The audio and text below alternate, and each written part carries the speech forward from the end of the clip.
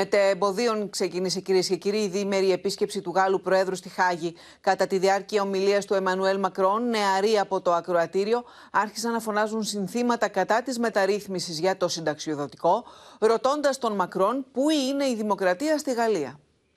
And our common values. Hello. I think we lost something. Where is French democracy? Where did we lost it?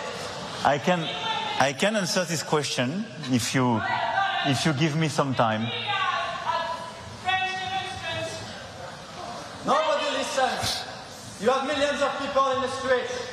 Conventions of climate has been put aside. What can you say when you talk about Europe? Do you allow me to answer? For the President of the Republic of France, Mr. Emmanuel Macron, we are here to shed light on his life.